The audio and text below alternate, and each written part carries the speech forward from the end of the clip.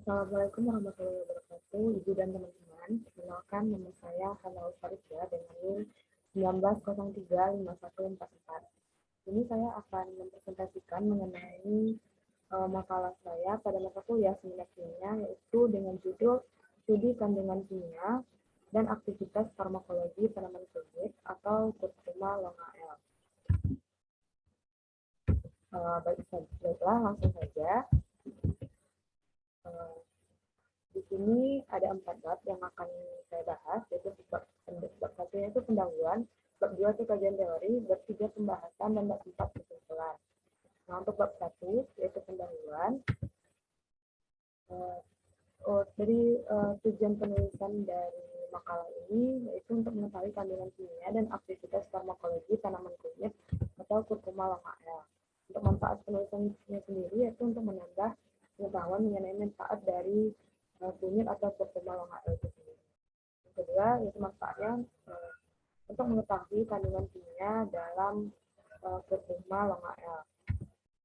Selanjutnya pendahuluan, kunyit atau Curcuma longa-L adalah tanaman tropis yang banyak terdapat di benua Asia, yang secara ekstensif dipakai sebagai zat pewarna dan pengharum makanan.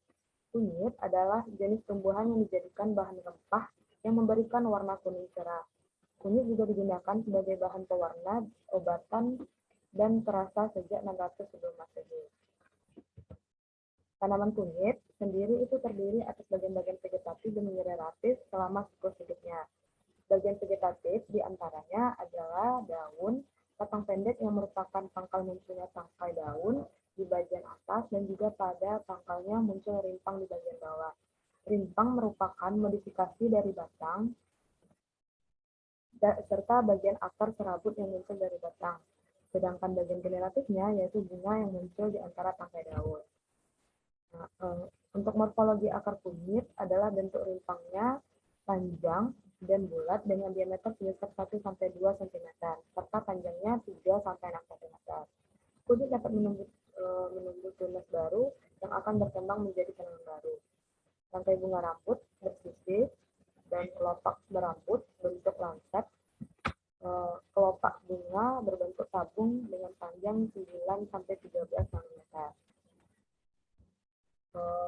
Kunyit atau Curcuma longa ini merupakan tanaman golongan temu-temuan yang banyak dimanfaatkan sebagai bumbu masakan maupun pewarna makanan. Selain itu, tanaman kunyit ini juga sering digunakan sebagai tanaman obat tradisional untuk mengobati beberapa jenis penyakit, seperti demam, diare, lever, sesak nafas, radang hidung, dan juga hipertensi. Selanjutnya, kandungan kimia yang terdapat di rimpang kunyit akan lebih tinggi apabila berasal dari dataran rendah dibandingkan dengan kunyit yang berasal dari dataran tinggi. Nah, kandungan kimia yang penting dari rimpang kunyit ini adalah kurkumin, minyak atsiri, resin desmetoxycurcumin, oleoresin, dan bidesmetoxycurcumin, damar, gom, lemak, protein, kalsium, fosfor, dan juga besi. Nah, kandungan kimia minyak atsiri kunyit sendiri itu terdiri dari artimeron, alfa dan beta tumerol, alfa atlanton, beta kariofilen, linalol, dan 1,8 sineol. Selanjutnya itu masuk pada kajian teori kunyit atau Curcuma longa. Nah, tanaman kunyit tumbuh bercabang dengan tinggi 40-100 cm. Batang merupakan batang temu tegak bulat membentuk rimpang dengan warna hijau kekuningan yang tersusun dari pelepah daunnya yang agak lunak. Nah, daun tunggal bentuk bulat telur memanjang hingga 10-40 cm, lebar 8-12,5 cm, dan pertulangan mirip dengan warna hijau pucat berbunga majemuk yang berambut dan bersisik dari titik batang temu panjang dengan 10-15 cm dengan mahkotanya itu sekitar 3 cm dan lebar 1,5 cm, berwarna putih atau kekuningan. Lalu ujung dan pangkal daun runcing seperti daun yang rata. Kulit luar rimpang itu berwarna jingga kecoklatan, daging buahnya merah hingga kekuning-kuningan. Lalu warna kuning pada kunyit itu disebabkan adanya 3 pigmen utama, yaitu kurkumin, 1,7 bis atau 4 hidroksi 3 metoksi 3 metoksifenil, 1,6 heptadienat, 3,5 dione, dimetoksikurkumin, dan bis dimetoksikurkumin. Nah, senyawa kurkumin ini diketahui mempunyai aktivitas antioksidan yang tinggi. Di antara semua genus kurkuma, kunyit merupakan jenis yang paling banyak kegunaannya. Manfaat kunyit antara lain sebagai bahan bumbu dalam berbagai masakan, bahan pembuatan ramuan untuk mengobati berbagai jenis penyakit pada manusia, bahan baku industri, jamu, kosmetik, bahan penunjang industri teknik, dan juga kerajinan. Sedangkan menurut Sastra Ani Jojo 1988, kunyit itu mempunyai khasiat penghilang gatal, antispasmodikum, radang gusi, obat radang, selaput mata, obat sesak napas, obat sakit preekzemia dan analgesia. Selanjutnya itu masuk pada bab kedua, kajian teori pada kurkumin, di mana kurkumin merupakan senyawa kurkuminoid yang merupakan pigmen warna kuning pada rimpang temulawak dan kunyit. Senyawa ini termasuk golongan fenolik. Kelarutan kurkumin sendiri sangat rendah dalam air dan eter, namun larut dalam pelarut organik seperti etanol dan asam asetat glasial. Kurkumin stabil pada suasana asam, namun tidak stabil pada kondisi basah dan adanya cahaya. Untuk struktur dari kurkumin itu sendiri bisa dilihat pada suatu ini. Nah, untuk kurkumin merupakan pigmen utama yang terdapat pada tanaman kunyit kurkuma longa. Umumnya digunakan sebagai zat aktif pewarna pada makanan. Selain itu, kurkumin juga banyak digunakan secara tradisional untuk pengobatan penyakit kulit, penyakit yang berhubungan dengan pernafasan seperti sinusitis, asma, peluru dahak, pengobatan yang berhubungan dengan saluran pencernaan, nyeri perut, sembelit, infeksi saluran kencing, bengkak, rematik, hepatitis, sakit mata, dan pengobatan wanita setelah melahirkan.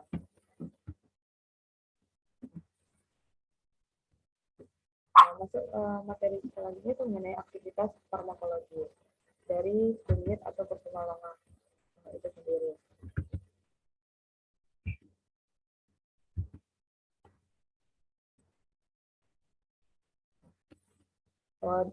Aktivitas farmakologi kunyit ini ada beberapa. Yang pertama yaitu antimikroba.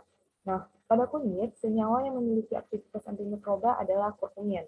Pada penelitian, Ramprasad dan Sirsi pada tahun 1956 menunjukkan bahwa kurkumin mempunyai sifat antibakteri, terutama terhadap Micrococcus pyrogenes per aureus. Nah, kurkumin dalam bentuk natrium kurkuminat bersifat bakteriostatik terhadap Micrococcus pyrogenes per aureus dengan dosis 1 ppm. Hal ini karena kurkumin merupakan senyawa fenolik yang mekanisme kerjanya itu mirip dengan senyawa fenolik lainnya yang berfungsi sebagai antimikroba. Nah, fenol dan senyawa turiannya telah terbukti mempunyai sifat bakteristatik dan bakterisidal sehingga sering digunakan sebagai disinfektan. Senyawa fenol berfungsi sebagai antimikroba dengan cara mendenaturasi protein sel dan merusak membran sel. Senyawa fenol bersifat aktif terhadap sel vegetatif bakteri, tetapi tidak terhadap spora bakterinya. Keaktifannya menurun dengan adanya pengenceran dan reaksi dengan senyawa organik lain. Senyawa fenol sangat aktif pada pH asam. Lalu selanjutnya yaitu ada antioksidan. Kunyit yang berasal dari pasaran mempunyai masa simpan yang relatif lama dari masa panennya. Masa simpan kunyit tentunya berpengaruh terhadap kandungan senyawa yang bersifat sebagai antioksidan di dalamnya seperti senyawa kurkuminoid, protein, fosforus, kalium, besi,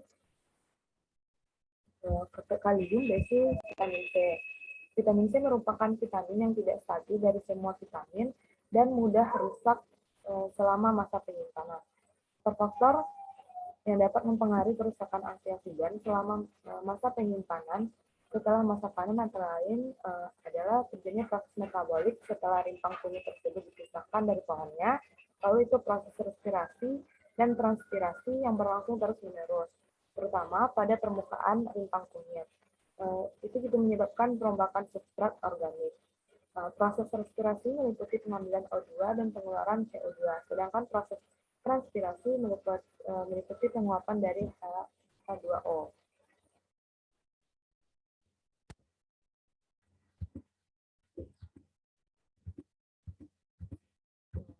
Selanjutnya yaitu antiinflamasi.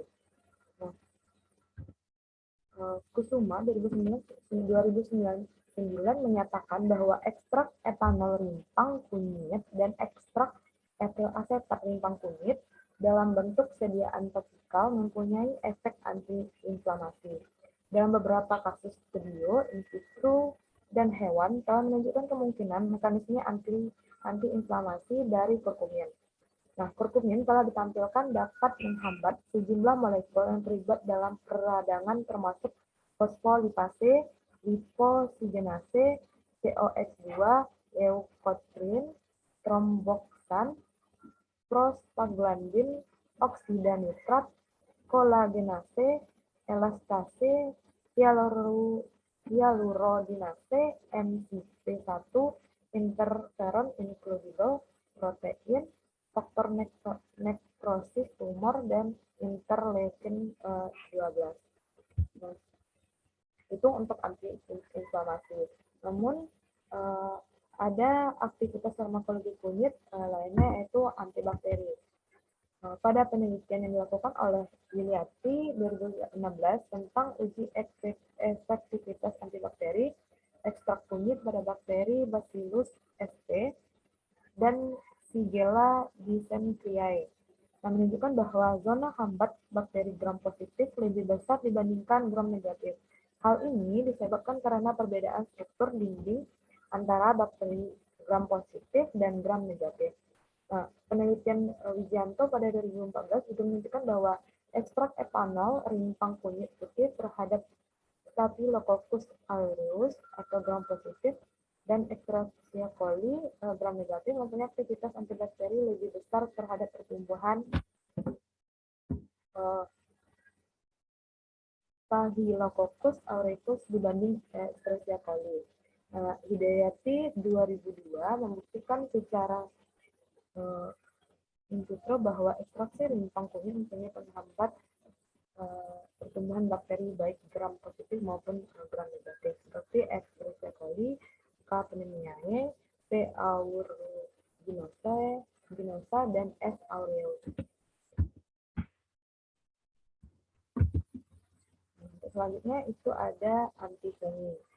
Studi terhadap penambahan bubuk kunyit ke dalam kultur jaringan tanaman telah menunjukkan bahwa konsentrasi kunyit pada 0,8 dan 1,0 gram per liter memiliki aktivitas penghambat yang cukup besar terhadap kontaminasi jamur. Ekstrak metanol kunyit menunjukkan aktivitas anti jamur terhadap Cryptococcus neoformans dan Candida albicans. Kurkumin dan minyak kunyit menunjukkan efek anti jamur terhadap dua jamur fitofagus, yaitu Fusarium solani dan Helminthorium oryzae. Minyak kunyit menunjukkan aktivitas anti jamur yang paling efektif terhadap F. solani dan H. oryzae. Selanjutnya yaitu ada antimalaria. Dalam percobaan aktivitas antimalaria, kurkumin dengan menggunakan tikus diinfeksi oleh P. Berge dan diuji secara in vivo.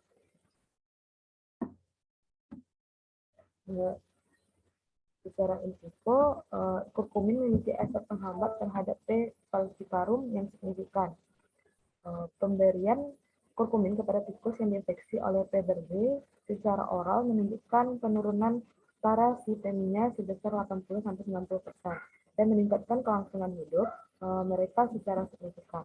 Nah, kurkumin mampu menunda kematian hewan sekitar 10 hari, mencegah malaria cerebral, komplikasi neurologis yang paling parah dan fatal yang cepat dari penyakit ini. Nah, selanjutnya yaitu anti kanker. Aktivitas anti kanker kurkumin telah banyak diteliti menggunakan berbagai pendekatan pada berbagai jenis kanker, baik secara in vitro maupun in vivo.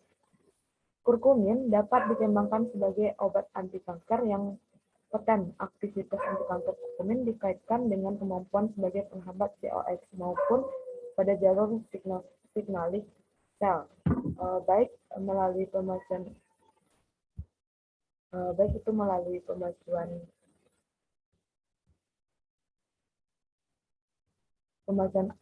apoptosis maupun sel cycle arrest dengan mempengaruhi produk dan menekan tumor maupun oncogen. Selain itu dikaitkan juga dengan kemampuan sebagai antioksidan, penghambat karsinogenesis, penghambat proliferasi sel, anti-estrogen dan anti-angiogenesis.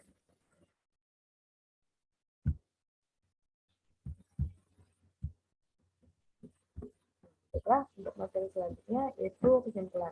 Nah, kesimpulan yang diperoleh bahwa kurkumin punya aktivitas farmakologi yang berefek serta bervariasi dari literatur yang telah dibahas, di mana kunyit merupakan tanaman obat-obatan yang biasa digunakan sebagai obat tradisional. Kunyit termasuk golongan Ziniberaceae yang banyak ditemukan di wilayah tropis, terutama di Indonesia. Kunyit sendiri memiliki senyawa antioksidan seperti polifenol, tanin, dan asam askorbat. Senyawa antioksidan yang paling dominan yaitu kurkumin karena dapat berfungsi sebagai obat penyembuh luka dan antiinflamasi, terutama pada pengobatan jerawat.